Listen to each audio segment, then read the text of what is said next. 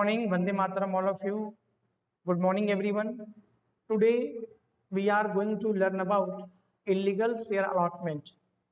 In the last video lecture, we discussed about irregular allotment of share and effect of irregular share allotment. Now today we shall learn about illegal share allotment. आज के इस video lecture में हम सभी illegal share allotment के बारे में discuss करेंगे, इसे समझेंगे कि इलीगल शेयर अलॉटमेंट क्या होता है, कौन कौन से सरकमस्टेंस हैं कि जब कौन कौन से ऐसे एलिमेंट हैं कि जब उनकी एब्सेंसी हो जाती है या वो एलिमेंट नहीं होता है या हम उस एलिमेंट को फॉलो नहीं करते हैं और फिर भी कंपनी ने शेयर अलॉट कर दिया हो, तब वो शेयर क्या बन जाएंगे, इलीगल बन जाएंगे। मीन्स ऐसे कुछ एसेंशियल एलिमेंट है जो कि रिक्वायरमेंट होता है कि कंपनी उसे फॉलो करके चले। एसेंशियल एलिमेंट को कंपनी को फॉलो करके शेयर को क्या करना है, अलॉट करना है। कंपनी ने कुछ ऐसे एलिमेंट्स जो हैं या कुछ ऐसे फॉलोइंग स्टेप्स हैं जिसे फॉलो नहीं किया और फिर भी कंपनी ने शेयर अलॉट कर दिया, तो ऐसे में वो शेयर क्या बन जाएंगे, इलीगल बन जाएंगे। Allotment of share is considered illegal under the following circumstance. A, जैसा कि आप पॉइंट ए देख रहे हो, you can say that share allotment is a contract between shareholder and the company. Such contract can be valid contract only. Share allotment ये एक contract होता है between shareholder and the company. Company और shareholder के बीच में जब भी शेयर अलॉट किए जाते हैं तो उनके बीच में एक कॉन्ट्रैक्ट बनता है। Such contract can be valid contract only when all essential element which are required for a valid contract are present. और ये कॉन्ट्रैक्ट वैलिड कॉन्ट्रैक्ट तभी बनेंगे जब कुछ एलिमेंट्स हमें गिवन है, ये फॉलोइंग एलिमेंट्स हमें गिवन है, इन सभी एलिमेंट्स जब क्या होंगे, प्रेजेंट होंगे। मतलब इन सभी एलिमेंट्स को कंपनी फॉलो करते हुए शेयर को अलॉट करेगी, तभी जाकर वो शेयर क्या बनेंगे, लीगल बनेंगे।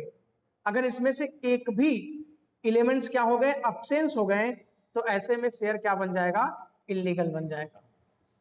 सच allotment is considered illegal from the beginning if the following elements are absent.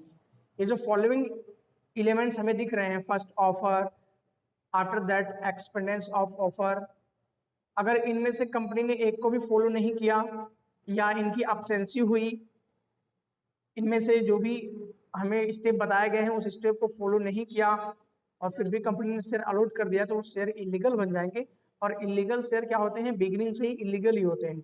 इसके लिए किसी स्टेप की जरूरत नहीं होती है, मतलब कोई एप्लीकेशन देकर हम अपने शेयर कैंसिल कराएं, ऐसा कोई भी रिक्वायरमेंट इलीगल शेयर में नहीं होता।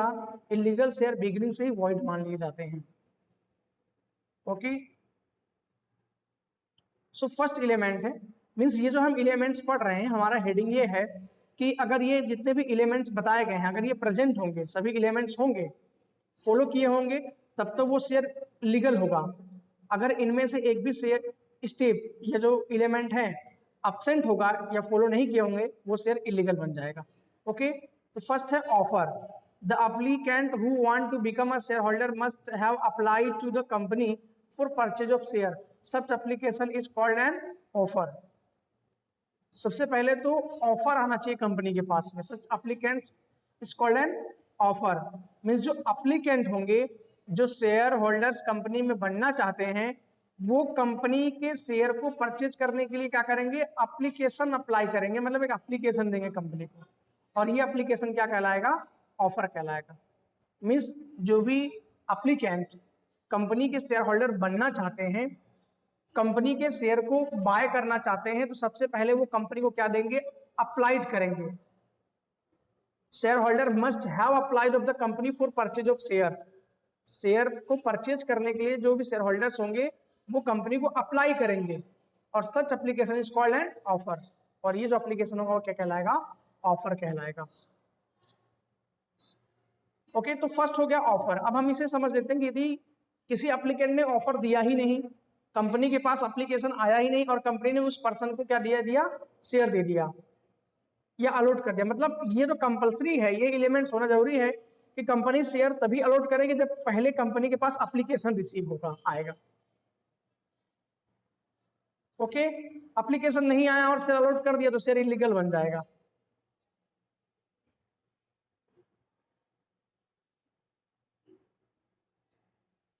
After that acceptance of offer, company जो है, जो ऑफर आया है मींस जो एप्लीकेशन एप्लीकेंट के आए हैं, कंपनी उसे क्या करेगी, एक्सेप्ट करेगी। It is necessary that the company must accept the offer, ये बहुत ही नेसेसरी है कि कंपनी जो ऑफर आया हुआ है, जो एप्लीकेशन एप्लीकेंट का आया हुआ, उसे क्या करे, वो एक्सेप्ट करे, स्वीकार करे कि हाँ अब मैं आपको अलॉट शेयर अलॉट करूंगी, मतलब मैंने स्वीकार कर लिया है, प्रोसीजर आगे बढ़ेगा। When director pass a resolutions for share allotment, the offer is said to be accepted by the company. Directors resolutions पास करेंगे शेयर अलॉटमेंट के लिए। resolutions मतलब मीटिंग होगी, मीटिंग में डिस्कशंस किया जाएगा, शेयर अलॉटेड रिगार्डिंग मीटिंग रखी जाएगी, मीटिंग में डिस्कशन होगा और डायरेक्टर्स के क्या होंगे, रेजुलेशंस बनेंगे। रेजुलेशंस मतलब मीटिंग में जो चीजें फाइनलाइज हो जाती हैं वो रेजुलेशंस होता है। तो फाइनल हो गया कि शेयर अलॉट कर दिया जाएगा या शेयर अलॉटमेंट की प्रोसीजर फाइनल हो जाएगी। The offer is said to be accepted by the company. जो ये ऑफर है मींस इन शॉर्ट में हमें यहाँ ये लर्न रखना है कि जो भी ऑफर होगा एप्लीकेंट का, कंपनी उसे क्या करेगी, एक्सेप्ट करनी हो की होनी चाहिए, कंपनी उसे एक्सेप्ट करेगी। After that informing the acceptance of offer, company जो है वो एप्लीकेंट को इन्फॉर्म करेगी कि आपके जो ऑफर हैं वो क्या हो गए हैं, एक्सेप्ट कर लिया गया है। ऐसा इंफॉर्मेशन कंपनी किसको देगी, एप्लीकेंट को देगी। The company must inform share holder about the acceptance of application, जो शेयर जो कंपनी होगी वो शेयर होल्डर्स को एप्लीकेशन एक्सेप्ट हुआ है या नहीं हुआ है इसका इन्फॉर्म शेयर होल्डर्स को देगी। When an allotment letter is sent to the applicant by the company, it is said the acceptance of offer has been informed. Company जब अलॉटमेंट लेटर सेंड करती है एप्लीकेंट को तो उसी के साथ ऑफर आपका एक्सेप्ट कर लिया गया, ऐसा इंफॉर्मेशन भी कंपनी क्या करती है, शेयर होल्डर्स को दे देती है।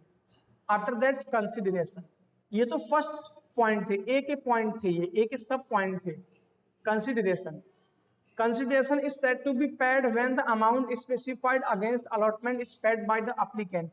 देखो कंसिडरेशन मतलब होता है कि जो आप शेयर परचेज कर रहे हो उसका अमाउंट, जितने रुपीस का आप शेयर परचेज कर रहे हो उसका अमाउंट वो कहलाता है कंसिडरेशन। सो कंसिडरेशन एप्लीकेशंस, जो एप्लीकेंट होंगे वो अगेंस्ट अलॉटमेंट के अगेंस्ट जो अमाउंट पेड करेंगे वो कहलाएगा consideration. Means applicant share amount, share के जो अमाउंट होंगे वो पे करते हैं, दैट इज कॉल्ड कंसिडरेशन। तो ये जो 4 एलिमेंट थे, offer, acceptance of offer, informing the acceptance of offer, consideration, means first applicant के ऑफर आएंगे कंपनी के पास, कंपनी उस ऑफर को एक्सेप्ट करेगी, फिर एक्सपेक्टेशंस का इंफॉर्मेशन देगी किसको, एप्लीकेंट को, और एप्लीकेंट क्या देंगे, अमाउंट पेड करेंगे अलॉटमेंट के लिए। तो ये सभी प्रोसीजर होना चाहिए, ये सभी एलिमेंट्स होने चाहिए। अगर ये इनमें से कोई भी एलिमेंट्स नहीं हुआ तो वो शेयर इलीगल बन जाएगा। Okay, after that B point, if share are allotted against the provisions of articles the allotment is considered illegal. Share को आर्टिकल्स ऑफ एसोसिएशंस के जो भी प्रोविजंस हैं उसके अगेंस्ट, प्रोविजंस को तोड़कर, नियम को तोड़कर अगर शेयर अलॉट किया गया है, the allotment is considered illegal. तो ऐसे अलॉटमेंट क्या कहलाएंगे, इलीगल कहलाएंगे। मतलब आप आर्टिकल्स ऑफ एसोसिएशंस के प्रोविजंस को फॉलो करके आप शेयर दो, आपने आर्टिकल्स ऑफ एसोसिएशंस के प्रोविजंस को तोड़कर शेयर अलॉट किया, प्रोविजंस को अगेंस्ट, प्रोविजंस के अगेंस्ट जाकर शेयर अलॉट किया, the allotment is considered illegal. After that share are allotted by individual director, it is said to be illegal. कोई share जो है वो इंडिविजुअल डायरेक्टर ने क्या किया हो, अलॉट किया हो, it is said to be illegal. तो हम कह सकते हैं कि वो शेयर क्या है, इलीगल है। इंडिविजुअल डायरेक्टर शेयर इशू नहीं करते। Hello, keep in mind individual director share issue नहीं करते। As per the companies act share can be allotted by BOD only board of directors. Share only कौन issue कर सकता है, कौन अलॉट कर सकता है? Only board of directors. Individual directors share allot नहीं करते। If individual director share allot कर दिए हैं तो वो शेयर इलीगल बन जाएगा। Clear? After that, if share are allotted by violating essential provisions for listing of share on stock exchange. Violate मतलब रूल को तोड़ना, एसेंशियल प्रोविजंस को तोड़ना, वायलेटिंग मतलब तोड़ना, breach of rule, the allotment is considered illegal. मतलब जब share stock exchange markets के जो प्रोविजंस है, लिस्टिंग का जो प्रोविजंस है, प्रोविजंस मतलब रूल, जो भी रूल एंड रेगुलेशंस है उसको वायलेट करते हुए, उसको तोड़कर, उसको न फॉलो करते हुए, कोई ये एक ही वर्ड है, वायलेट करके, तोड़कर, फॉलो न करके, एक ही वर्ड है बेटा। जब कोई company share stock on stock exchange की लिस्टिंग के जो प्रोविजंस है उसको वायलेट करके कोई शेयर अलॉट किया गया हो, it is said to be illegal. तो हम कह सकते हैं कि वो शेयर क्या होगा? इलीगल शेयर होगा। ओके, तो ये कुछ सरकमस्टेंस थे। इन सरकमस्टेंस में शेयर क्या बन जाते हैं? इलीगल बन जाते हैं। आफ्टर दैट हमें कुछ पैराग्राफ गिवन है, हम उसके बारे में भी डिस्कस कर लेते हैं।